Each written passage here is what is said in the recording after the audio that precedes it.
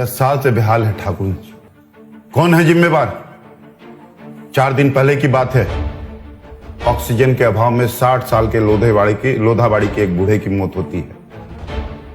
पिछले 1 साल में दर्जनों लोगों ने ऑक्सीजन के अभाव में यहां जान अपने प्राण गंवाए हैं। ब्लड के अभाव में जो ब्लड बैंक में लाया था और वापस चले गया, उसके अभाव में यहाँ पे दर्जनों लोगों ने साल भर में अपनी जान गंवाई है। 10 साल में कितने लोगों ने जान गंवाया है?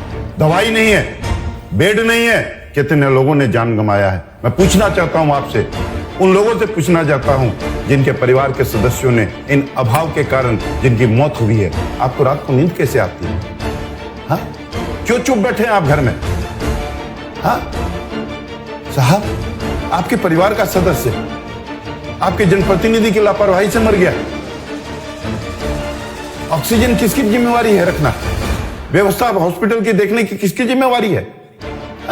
जात पात साहब, नहीं चलता ऐसे देश। तय आपको करना क्या चाहिए साहब। आज क्या दुर्दशा है ठाकुर की। हमारे जो सपने थे, जो हमारे अधूरे काम थे, उनको 10 साल में पूरा नहीं किया दूसरे व्यक्तियों ने। आपके इस रहनुमा ने आपके साथ धोखा किया है साहब। ITI पॉलिटेक्निक कॉलेज में लेके आया ठाकुर जी। बिहार सरकार के कैबिनेट का निर्णय था कि जहां पे ITI और पॉलिटेक्निक है, जो पूर्णिया में खुलने वाली थी, उसको मैंने ठाकुर में लाया। और सरकार का यह निर्णय था कि जहां पे ITI और पॉलिटेक्निक है, कैबिनेट का डिसीजन था, वहीं पे हम इंजीनियरिंग कॉलेज खोलेंगे। लेकिन क्या हुआ? जो इंजीनियरिंग कॉलेज ठाकुर में खुलना चाहिए था, वो आज किशनगंज में खुल रहा है। 80 करोड़ रुपया की लागत से उसके भवन का निर्माण हो रहा है। हाँ, हमारी मेहनत बेकार हो गई। जो मेहनत हमने की थी ITI पॉलिटेक्निक लाने में, और जो मेरा मूल उद्देश्य था इंजीनियरिंग कॉलेज का, वो आज इस व्यक्ति ने व्यर्थ कर दिया। मेरी सारी मेहनतों को व्यर्थ किया साहब। आज हमने ठाकुर प्रखंड को अनुमंडल की तरह बनाया था, नया प्रखंड का भवन, सारे पदाधिकारियों के क्वार्टर हैं, सारे लोगों की व्यवस्था है। और हमारा ये सपना था कि हम ठाकुर को अनुमंडल और पौवा खाली को और पहाड़कट्टा को जो है प्रखंड बनाएंगे। सारे इस दिशा में सारे काम हमारे किए हुए, हमने सारे काम मुकम्मल कर लिए थे। लेकिन इस व्यक्ति ने कभी मुड़ के उस दिशा की ओर नहीं देखा, जबकि मैंने 2500 बार फोन पर इनको इस बातों को कहा कि भाई ठाकुर को अनुमंडल बनाओ, जिससे आपको पौवा खाली को प्रखंड बनाओ। लेकिन कोई मतलब ही नहीं इस व्यक्ति को। जो रूटिंग में आ गया सो आ गया। अजगर करे ना चाकरी, पंछी करे ना काज, और दास मुनि ये कह गया सबके दाता राम। ऐसे देश चलता है क्या? ऐसे विकास होता है क्या? क्या ये जिम्मेवारी है? इसी चीज का आपने शपथ लिया है? हाँ साहब, महानंदा का पुल हमारा था, ये ब्रिटिश पीरियड का पुल है। उस समय ठाकुर की आबादी कम थी, लोगों का आवागमन गाड़ी घोड़े कम थी। आज जिस ढंग से संख्या बढ़ी है, गाड़ियों की संख्या बढ़ी है, जिस ढंग से आबादी बढ़ी है। अब चले जाइए कभी कभी, जब डांगीवाड़ी में जलसा होता है, जब कोई कार्यक्रम होता है उस ढंग का, तो उस पुल में जो सिंगल लेन की पुल है, उस पर चलने में लोगों को यातायात में कितनी दिक्कत हो रही है। हमें महानंदा के पुल के चौड़ीकरण की आवश्यकता थी, या महानंदा के सटे हुए एक नए पुल की आवश्यकता थी, और उसको बनने में कम से कम 6 से 7 साल 8 साल का समय लगेगा। आज आप सरकारी व्यवस्था के अंतर्गत जब भी आप कुछ बड़ा करने का सोचते हैं, तो आपको उसकी तैयारी 10 साल पहले करनी पड़ती है, और उस तैयारी के बाद तब 10 साल बाद वो धरातल पे दिखता है। लेकिन आज सारा खत्म हो गया। 25 बेड का मेरा लाया हुआ हॉस्पिटल का पैसा ठाकुर चले गया वापिस। मेरा शौक था कि ठाकुर में 25 बेड का हॉस्पिटल बने और आधुनिक हॉस्पिटल बने।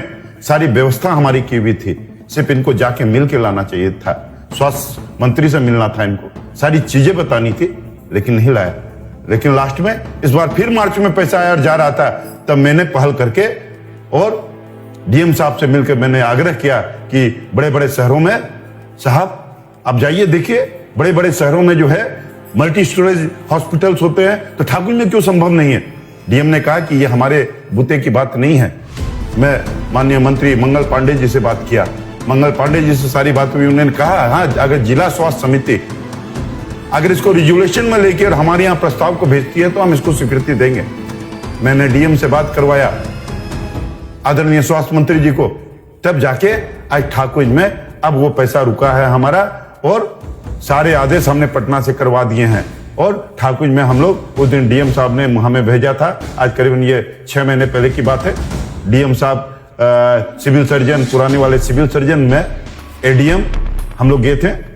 हम लोगों ने तय किया कि आधे एरिया को हम लोग घेर देंगे टीना से, आधा में कंस्ट्रक्शन होगा, पुराना बिल्डिंग को तोड़ देंगे और नए बिल्डिंग के खड़ा करेंगे। हम लोग एक तरफ से हॉस्पिटल जो है वो मिडिल स्कूल में शिफ्ट नहीं करके हम उसको जो है साइड से दरवाजा निकाल के उधर से काम करेंगे, बेड मिसाली भर के। तो किसकी जिम्मेवारी है? कहावत है, खेत खाए गधा मार खाए जुला, फीता काटने का पावर तो उसी का, हाँ, शिलान्यास करने का पावर तो आज उसी का। मेहनत हम करें, अब फीता काटने के लिए विधायक जी पहुंच जाए, ऐसा नहीं चलता है। आज 25 दिन पहले एक टेम्पो एक्सीडेंट हुआ, पेशेंट को लाके फर्श पे लेटा दिया गया, बेड नहीं था। साहब आश्चर्य है,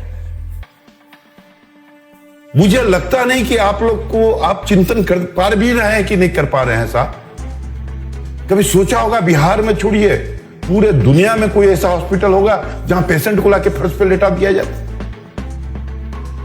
धन्य है, धन्य है, धन्य है, बेशर्मी की धन्य है इस व्यक्ति को। इसको तो मैं उसी दिन रिजाइन मांगा था जिस दिन पेशेंट को फर्श पे लेटाया गया। देखिए क्या करना है इनको। 10 साल अपने समाज को ठगे, अब चले हैं दूसरे समाज को ठगने। हाँ? साहब ये गुनाह है, गुनाह है, गुनाह है। जितने गुनाह आपके लापरवाही से हुए हैं नौशाद भाई, जितने गुनाह आपके लापरवाही से हुए हैं, आपके लापरवाही से जितने लोगों की मौत हुई है, उन सारे गुनाहों का हिसाब आपको यहां नहीं तो ऊपर देना पड़ेगा। कोई देखे ना देखे, कोई बोले ना बोले, कोई निर्णय ले ना ले, वो मालिक जो ऊपर में बैठा हुआ वो जरूर निर्णय लेगा। और अब आपकी जो है आपके हर गुनाहों की सजा वहां मिलेगी, ये ऐसा मुझे यकीन है। क्योंकि आपने ठाकुर इनको जिस स्पीड से मैं लेके आगे बढ़ रहा था, उस स्पीड से आपने ठाकुर इनको पीछे ठेलने का काम किया, उस स्पीड से आपने ठाकुर इनको पीछे किया। आज कहते हैं हम ये सड़क बना दिए वो सर। साहब भोज के समय कुमड़ा रोपते हैं, आचार संहिता लगने में 10 दिन की देरी थी, आप फटाफट शिलान्यास कर रहे हैं। कोई ठेकेदार नहीं, कोई विभाग का स्टाफ नहीं, अफसर नहीं, अपने बोर्ड बनवाते हैं, अपने पत्थर लगवाते हैं, अपने मिठाई का डब्बा ले जाके बांटते हैं।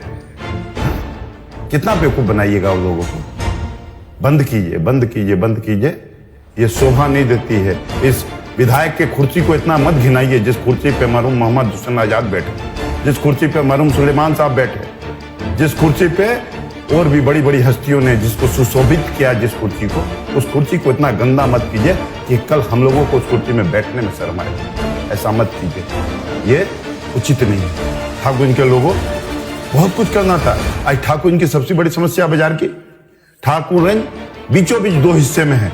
एक तरफ दाईं तरफ जो है सारे सरकारी महकमे, स्कूल, कॉलेजेस, सारी चीजें हैं, और एक तरफ पूरा ठाकुर का बाजार है। आज सबसे बड़ी बात है कि जिस रास्ते ये दोनों जो रेलवे ट्रैक को काटता हुआ जो ठाकुर का बीच का हिस्सा है, इन दोनों को जोड़ता है, ये हमारा बस स्टैंड के बगल का रोड, सिंगल रोड जो ठाकुर की आबादी को बराबर 2 हिस्सों में बांटता है। और आज अगर उस तरफ कोई घटना हो जाए, अगर एम्बुलेंस से पेशेंट को लाना पड़े हॉस्पिटल तक, तो मुझे लगता है रेलवे स्टेशन से, रेलवे फाटक से और बस स्टैंड आते आते वो पेशेंट मर जाएगा, क्योंकि गुदड़ी लगती है रोड पे, दुकानें लग रही है रोड पे। हाँ, हमने कहा था कि हमें जो है रेलवे ओवरब्रिज चाहिए। जो पुराना हमारा जो रेलवे स्टेशन था, जो मोतीलाल जी शराब जी के दुकान होके जो जाती है रास्ता, हमने कहा था कि इसमें जो है हमको रेलवे जो है ओवरब्रिज चाहिए। हमने इसके लिए लिखा पढ़ी भी किया। आज वो रेलवे ओवरब्रिज कितनी जरूरी आप महसूस कर सकते हैं। ठाकुर की जनसंख्या बढ़ रही है साहब। हाँ, शाम के वक्त आप जाइए उस सड़क में घुस नहीं पाइए।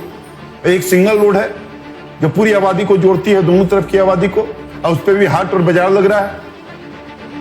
हाँ, और इतनी खराब जर्जर रोड है वो, कौन देखेगा इनको? कहीं कुछ नहीं।